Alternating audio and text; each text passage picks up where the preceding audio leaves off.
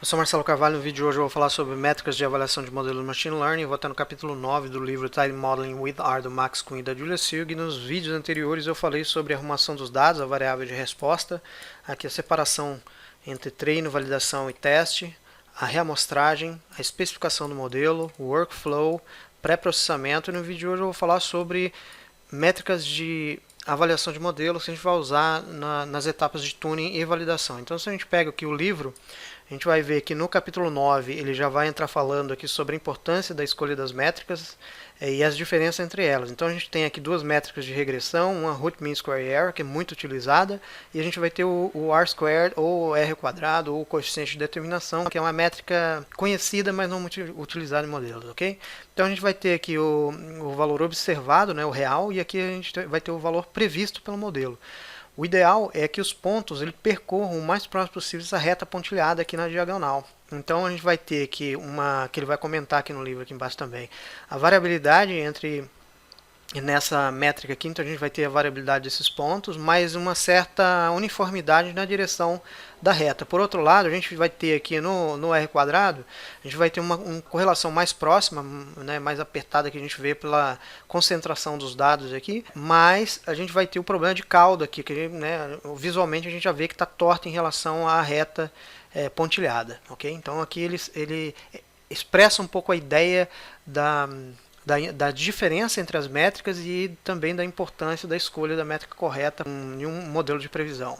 Aqui ele fala um pouco sobre as métricas de performance em modelos inferenciais. Eu acho bem importante essa parte aqui, não só para o estudante, mas para quem já pratica isso há algum tempo. É um conjunto de experiência de uma riqueza muito grande. Vou explicar o conjunto de elementos que ele coloca aqui. Ó. O primeiro é uma pesquisa científica. Então ele coloca aqui a pesquisa científica sobre Alzheimer Disease, aqui, né, a doença de Alzheimer da Rebecca Cray Shapiro, de 2011. Então essa pesquisa ela vai estar disponível na Biblioteca Nacional de Medicina dos Estados Unidos. Então eu consigo baixar ela, consigo ler a pesquisa, acompanhar os modelos que foram feitos, inclusive com participação do Max Kuhn, vários tipos de modelos, né, e os resultados. O segundo é o conjunto de dados. Então eu consigo acessar esse conjunto de dados no Model Data. Então a gente vai ter ali um conjunto de dados chamado AD Data, né, o Alzheimer Disease Data, e também o livro, né, que tanto esse aqui quanto o Applied Predictive Modeling e também o Feature Engineering Selection. Acho que todos eles apresentam elementos que ajudam a compreender e também a melhorar esse tipo de análise, né? E aqui nesse livro, ele já fala bastante sobre a abordagem hipotética que poderia ser utilizada, né? Que é uma suposição, digamos assim, que talvez não é a mais correta, que ele coloca aqui. E aqui o questionamento sobre essas abordagens, né? Então, é como se dissesse o seguinte: olha, nós já fizemos esse tipo de pesquisa, observamos que existe isso, né, de modo geral na internet ou em algum lugar, existem alguns pitfalls e a gente está colocando aqui para você como dica no livro. Eu acho isso de uma riqueza muito grande. Aqui ele fala sobre a métrica de regressão, ele faz um predict usando o conjunto de teste, que ele mostra o resultado, né? Então a gente vai ter sempre uma variável chamada .pred e sempre vai estar em table, que é uma espécie de data frame. Ele tem uma consistência muito boa. Então 1, 2, 3 representa o que? Representa a linha 1, 2, 3 do conjunto original. Então se tiver um ENE aqui, vai ter um ENE aqui, ele não vai sumir, vai subir uma linha e perco a referência do conjunto original. Isso é muito importante. Aqui ele faz uma junção, né? Ele pega o conjunto de teste e adiciona uma coluna chamada previsão, né, que é a pred aqui. Então a gente vai ter o seu price, o seu price no conjunto de teste, e ele adicionou aqui a .pred, né, que é a previsão. Então a gente vai ter ambos, obviamente, já está em log, né, em log 10. Aqui ele faz a plotagem do gráfico. Aqui ele coloca uma função aqui, root mean square error, e o resultado do modelo com o previsto e o realizado, que a gente vai ver isso mais na prática, então não vou entrar muito em detalhe. Aqui ele fala sobre Binary Classification, 0, 1, sim ou não, né, o clássico. Aqui ele comenta mais sobre o Yardstick, né? Yardstick é o pacote que, quando a gente chama o Tidy Models, ele vem automaticamente, mas é um pacote que eu consigo pesquisar, né, ele dentro das referências para identificar talvez uma métrica que eu desconheço, mas que seja importante para um trabalho que eu estou fazendo. Então, o objetivo do Yardstick é ajudar a construir matriz de confusão, gráficos de desempenho, cálculos de point metrics, né, que a gente chama de accuracy, precision, recall, specificity, sensitivity, Matthews correlation coefficient, etc. Né? E a gente vai ter o Summary Metrics também, que é a RCAC, a gente vai ter o RCPRC, né, que é o Precision Recall Curve, a gente vai ter o Log Loss, entre outros. E também a Confusion Matrix que a gente vê aqui em cima. Então aqui a gente já vê plotado, né, o RCAC. Aqui ele fala sobre a Multiclass Classification Matrix, né, que é uma classificação de multiclasse utilizando o HPC-CV, que é um conjunto de dados que ele vai estar lá no Applied Predictive Modeling, lá no final, né, mas ele vai estar bem detalhado, né, para quem tiver o Applied Predictive Modeling, acho que vale a pena consultar, vai estar na página lá 450 e poucos, lá no finalzinho, que é o High Processing Computing, né, então aqui ele é o resultado, né, em cross-validation, ele vai estar agrupado dentro de folds, que é previsão em diferentes classes. Então a gente vai ter o very fast, o fast, o moderate e o large, né, que são cargas de computação. Então imagina que você tem lá um laboratório onde você tem um computador e você tem que mandar vários serviços para esse computador. Só que ele tem uma capacidade, então você tem um serviço que é ultra necessário, né? E de repente você tem um serviço que você pode deixar para depois, mas ele está competindo, ele tem que fazer uma escolha, né? Então esse modelo ele ajuda a prever, fazer esse tipo de previsão para isso. Então a ideia geral aqui é só colocar exemplo, né, de multiclasse, mostrar, né, as métricas dentro de modelos de multiclasse. Aqui ele faz um group per sample, então a gente vai ter fold 1, 2, 3 e a métrica de accuracy dentro de cada fold desse aqui. E aqui plotando o gráfico, ele já sai com phased wrap de acordo com as métricas que eu coloquei aqui dentro. Okay? Então eu acho essa parte aqui de métricas é uma das partes mais importantes, ao meu ver, do livro, porque ela não termina.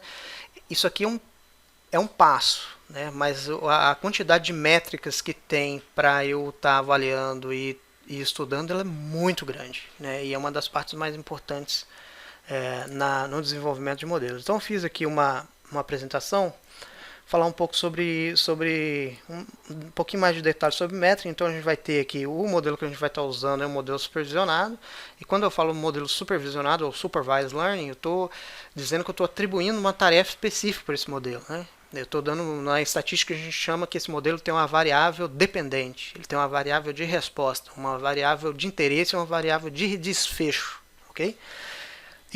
E essa variável de desfecho, ela vai ter dois tipos de saída, ela vai ter uma saída numérica e uma saída de probabilidade. Então a numérica a gente pode chamar de modelo de regressão. Então a gente vai ter a previsão de mercado, né, um preço futuro de uma commodity agrícola, ou uma taxa futura dos juros do Federal Reserve ou do título de 10 anos. A gente vai ter aqui uma previsão de demanda de determinado produto baseada em sazonalidade ou um evento específico, previsão de crescimento da população. Todas elas têm retornam um valor numérico, e ela tem um tipo de métrica, né, que a gente chama aqui de Mean Absolute Error, depois tem Mean Square Error, depois tem Root Mean Square Error. A gente vai ter várias, né? Mas basicamente são essas as principais. A gente na resposta de classificação, né, que seria aí a gente vai ter dois tipos ali dentro do Tide Model. A gente vai ter o Hard Class, que ele já retorna com base no threshold de 50%, né? Deu 50% de probabilidade, é a classe 1. Abaixo é a classe 0, digamos assim. Mas tem também ele retorna a probabilidade. Então a gente vai ter aqui do diagnóstico médico, a gente vai ter a probabilidade de aquela pessoa estar doente ou não, probabilidade de determinado cliente continuar com o serviço de streaming, por exemplo, assinatura, probabilidade dessa imagem ser uma girafa ou uma bicicleta, a probabilidade desse tipo de transação ser uma fraude ou não, né? E para esse tipo aqui, a gente utiliza outros tipos de métrica. Então, outro tipo de métrica e outro tipo que a gente vai ter uma método de sumarização, uma tabela de contingência que a gente chama de matriz de confusão. Eu coloquei aqui um dado categórico, né? Geralmente ela é numérico aqui. Já falei sobre matriz de confusão em vídeos lá atrás. Mas aqui a gente vai ter o dado real e aqui o dado previsto. Então, nesse caso aqui, a gente vai ter, realmente é um incêndio. o modelo chamou o bombeiro veio e apagou o incêndio. O modelo acertou, real incêndio. Aqui, era incêndio, o modelo não previu que era incêndio, não chamou o bombeiro não veio, a casa pegou fogo. Errou o modelo, erro do tipo 2. Aqui, é real não incêndio, não é incêndio. Era uma fumaça de cigarro, o modelo previu que era incêndio, chamou o bombeiro veio, alarme falso, não era incêndio. Multa aí de $150. Aí o erro do tipo 1. Aqui era uma fumaça de cigarro, o modelo previu que não era incêndio, não chamou o bombeiro e ele acertou. Então nessa diagonal aqui a gente vai ter os acertos do modelo e aqui a gente vai ter os erros do modelo.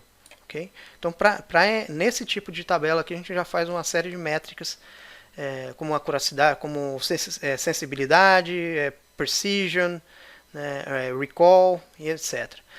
E aqui a gente vai ter a métrica de sumarização, RC Curve. Então a gente vai ter a área under the curve. Quanto maior a área aqui, ó, a gente vai ter o melhor desempenho do modelo. Aqui a gente já tem uma área menor.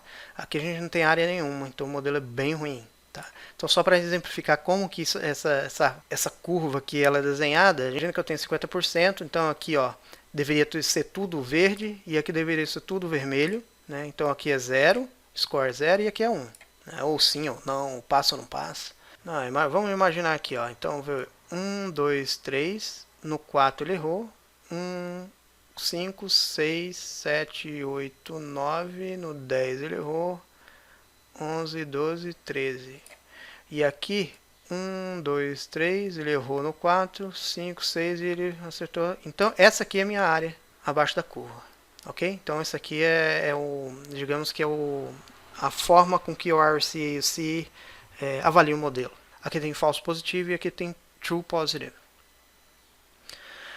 Aqui embaixo vai ter um gráfico de calibração, então a gente vai ter aqui, imagina que vamos pegar aqui, ó, que a gente vai ter o previsto pelo modelo e aqui o real. Então eu vou ter de 0 a 100% de probabilidade e aqui 0 a 100% de probabilidade. Então, no caso aqui previsto pelo modelo, ó, vamos pegar esse ponto em específico, a gente vai ter aqui, ó, tá, vamos colocar que 50% aqui, ele vai estar com 65% de probabilidade. Só que quando a gente vem aqui no real, a gente vai ver que vai estar o quê? 45%. Então a gente vai ver que esse modelo aqui está descalibrado. Ok? Então ele mostra essa curva de confiabilidade, né? Esse gráfico de calibração também é oferecido por ferramentas dentro do Tide Models e também formas de a gente fazer esse ajuste. Okay? Então a ideia era mais mostrar mesmo as bases, mas eu deixei essa... Para quem quiser se aprofundar mais a respeito de métricas, eu recomendo essa aula do Anand Avati na Stanford University, em CS 229. Ela vai estar disponível no YouTube, a lecture é a 21. Tá? Então é só buscar aí que vai achar. Ele fala de uma forma muito clara a respeito de métricas, dos cálculos, como é feito também. E exemplos práticos de uso. Né? E também no livro The Art of Statistics do David Spiegelhalter, que fala com bastante clareza. Então vale a pena pesquisar. Bom, então vamos lá para o código. Então aqui a gente vai ter, eu vou abrir aqui o modelo, então a gente vai, vou chamar aqui os pacotes. Então aqui no capítulo 4 a gente chamou os dados, no capítulo 5 a gente fez o split em treino e teste, no 6 a gente especificou o modelo, no 7 a gente fez o workflow, né, mas como a gente tinha criado aqui dentro uma fórmula, a gente começou a fazer primeiro o workflow, né? Mas geralmente o que a gente faz aqui não é fórmula, o que a gente faz é o recipe, né? É o pré-processamento. Então a gente começa do capítulo 8, adiciona o recipe aqui dentro do workflow e está pronto. Então se a gente pegar o workflow lm-aims, então ele vai dar o workflow aqui, com o pré-processor aqui, step log, step order, step dummy, step interact, step natural spline. E aqui a gente faz o fit. Então a gente pega o workflow, faz um fit dentro do train aims. Ok, então a gente já vai ter o modelo ali. Agora o que a gente vai precisar fazer? A gente vai precisar extrair os dados de dentro do modelo. Então eu vou pegar o conjunto de teste, então eu vou pegar test aims e vou fazer um bind calls e vou fazer um predict model fit new data, eu vou colocar o test aims. Só que agora eu vou fazer o seguinte, para não chamar todas aqui, então eu vou colocar só o sale price e o .pred. Ok. Vou colocar o nome disso aqui de model pred LM aims. Ok. Então beleza. Então aqui eu vou ter o model pred LM aims. Eu vou dar um head aqui só para a gente ter uma ideia. Então ele vai aparecer isso aqui, as duas colunas. Então eu tenho o sale price, que é o real, e o previsto, ok? Então a partir disso aqui, aí eu vou fazer o gráfico, vou fazer outras coisas. Mas para não ficar muito grande, né, o vídeo, a gente vai, eu já vou entrar nas métricas aqui. Então eu pego esse cara aqui e vou calcular o root mean square error dele. Então eu vou pegar, ó, aqui a gente vai ter sempre a gente vai ter essas duas colunas, ó, o real e o previsto. Então eu peguei, ó, model pred LM aims, calcula para mim o root mean square error, considerando que esse aqui é o real e esse aqui é o previsto. Então a gente vai ter, esse valor aqui. Então root mean square error 0.07. Selecionando multimetrics, né, que ele tinha colocado lá no livro. Então para isso eu vou usar uma função metric set. Então essa função ela já vai considerar que todas essas aqui são métricas. Então eu tenho root mean square error, r squared e mean absolute error, tá? Então eu vou colocar isso aqui, definir como metric set. É interessante aprender esse conceito porque geralmente a gente não faz isso aqui. A gente pode fazer esse metric set, ele pode estar em vários lugares. Se você, por exemplo, for rodar lá um fit resample, eu posso colocar o metric set lá dentro. Eu vou rodar um tune grid, eu vou colocar o metric set lá dentro. Tá? Então ele pode ser definido em vários lugares, por isso que é importante aprender o conceito da função metric set e não necessariamente só o código aqui. Tá? Então eu vou aplicar o metric set aqui dentro. Então ó, eu coloquei o metric aims, né, que é o objeto que eu criei aqui, dizendo o seguinte, que ó, o real é o sale price e o previsto é o pred. Então ele vai sair aqui o root mean square error, o r squared e o mean absolute error, okay? Que vai ser um pouquinho menor. Isso para modelos de regressão, tá? Que é o modelo do Ames-Hausen que a gente está fazendo. Agora a gente vai partir para um tipo de modelo que a gente não está fazendo, né? Que é um modelo de classificação, mas que é muito comum. Né? E ele está explicando isso ali no livro. Então a gente vai ter dentro do pacote yardstick, então se a gente pegar yardstick, a gente vai ter conjunto de dados aqui, ó, chamado toClassExample. Então se eu chamo esse cara aqui, head. Então a gente vai ter ó, o truth, a verdade, o real. Aqui a gente vai ter o class 1, probabilidade. Aqui a gente vai ter o class 2, probabilidade. E aqui a gente vai ter o predicted hard class. O hard class, quando a gente chama, é o que? Eu não sei como é que chama isso em português, mas a gente vai ter, a partir do momento que está 50% de probabilidade, 51% ele vai estar na classe 1, por exemplo. Abaixo de 50% ele vai estar na classe 2. Então, isso que a gente chama de hard class. E aqui a gente vai ter as probabilidades também. Ok? Então aqui, ó, só para ter uma ideia desse conjunto de dados, só foi criado mesmo só para a gente fazer os exercícios. Então a gente vai ter esse conjunto com duas classes, classe 1 e classe 2, a gente vai ter uma matriz de confusão. Então aqui ele já mostra a matriz de confusão, é o mesmo que eu usei no exercício de matriz de confusão no vídeo que eu fiz lá atrás. Mas se tiver alguma dúvida também pode deixar aí que a gente avalia novamente com as métricas que a gente está usando aqui para tirar tema. Aqui a gente vai ter o accuracy. Aqui a gente vai ter o sensitivity. Note que a única coisa que muda é a função, o resto tudo igual. Então a gente vai ter, inclusive aqui ó, a gente vai ter o sense, que era antes sense e spec, né? Mas agora já está escrito total aqui. Eu acho que é mais interessante assim para evitar qualquer tipo de ambiguidade. Então a gente vai ter sensitivity, que vai ser o mesmo, né? Specificity, precision, recall, F1, né? Que é o F measure, Matthews Correlation Coefficient, que é uma o F1 ele é uma junção, o que a gente chama de média harmônica do precision e do recall. Já o Matthews Correlation Coefficient ele considera tanto esse aqui é mais focado no positivo e esse aqui já é no positivo e no negativo. Okay? Não é muito difícil de fazer essa conta aqui, dá para fazer ela no Excel também. Aqui é o Braille Class, né, que é o Braille Score. Esse aqui eu acho que esse Braille Score ele é mais, vamos ver como é que é. Ele é mais bem explicado, muito bem explicado ali no livro do David Spiegelhalter, tá? Página 90 para cima. Confusion Matrix Plot, né? Então a gente vai ter os diferentes tipos de plot de Configure Matrix. RCAC Curve, plotado. Então a gente vai ter aqui o falso positivo e o true positive, né? Falso positivo e o verdadeiro positivo. É que às vezes confunde, porque como a gente, né, só olha em inglês, não... Aqui a gente vai ter o PR Curve, né, que é o... Aqui é uma curva que é o Precision Recall, né? Nesse caso aqui ele não aparece, mas geralmente ele vai aparecer lá na aula do Anand Avat, lá da Stanford University. Vai ficar mais claro essa curva aqui. Eu acho que vai ter alguns modelos, se a gente buscar aqui. Vamos tentar achar aqui. Pegar yardstick. Opa, aqui. Yardstick.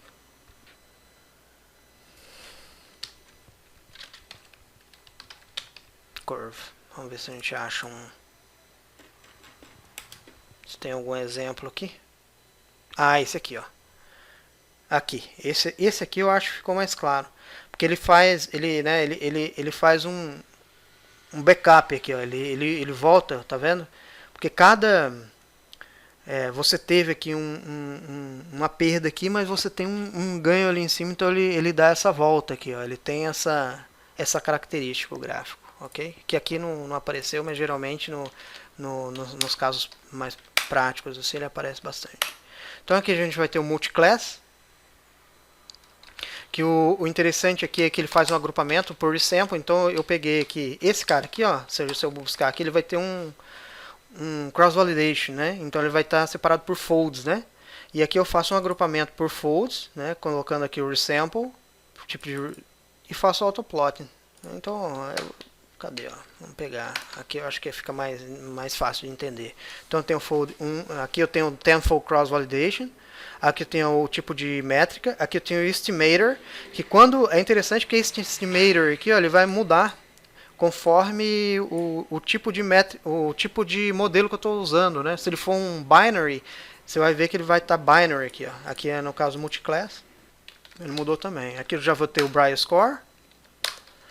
Aqui eu criei um modelo simples, só para a gente ter uma base de como funciona, né? Então eu tenho aqui, ó, o único erro que eu tenho aqui é o 5 aqui, ó, 120 para 5.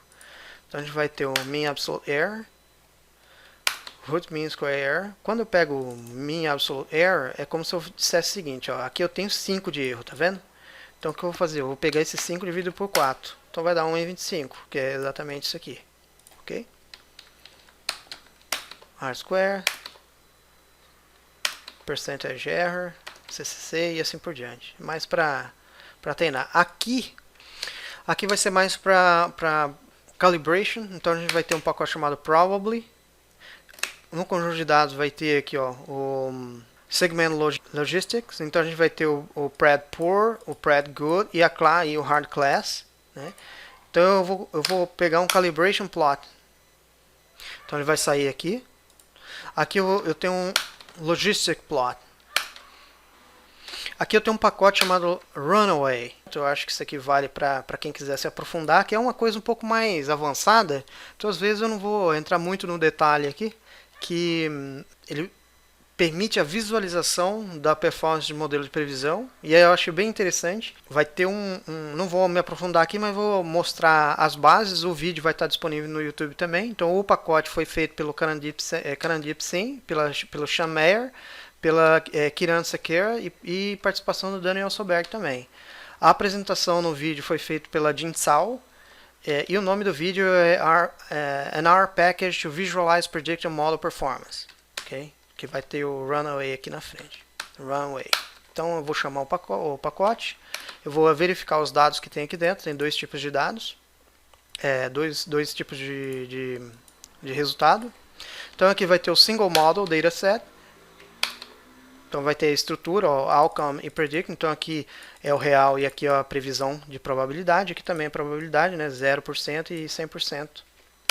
Então aqui ele vai apresentar RCAC Curve, né, com intervalo de confiança, né, o ribbon de intervalo de confiança. Aqui o Multimodel, com intervalo de confiança, fica um pouco mais poluidinho aí, mas dá um resultado legal. Aqui eu achei bem legal, porque ele Ele resolve algumas limitações no RCAC Curve. Por quê? Porque ele não dá o threshold. Então aqui, ó, a gente vai ter, por exemplo, se eu aumentar o threshold para 65, como que vai ficar o resultado do meu modelo? Ele já mostra aqui.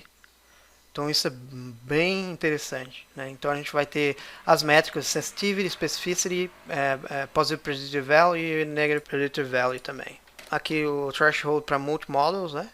E aqui esse pacote também utiliza as bases do Yardstick também, ok? Então aqui a gente vai ter outro já mais similar ao modelo apresentado em Stanford, né? Que a gente vai ter o mapa de calibração, o gráfico aqui de calibração mais o histograma aqui embaixo, ok? Então a gente vai ter vários gráficos aqui, não vou entrar muito em detalhe, a minha sugestão é que assistam o vídeo ali que vai estar falando aqui sobre o Runway. E eu acho que é isso que eu queria falar. Vai ter várias coisas aqui, mas eu acho que o mais relevante era isso. Um grande abraço, espero ter ajudado e até o próximo vídeo.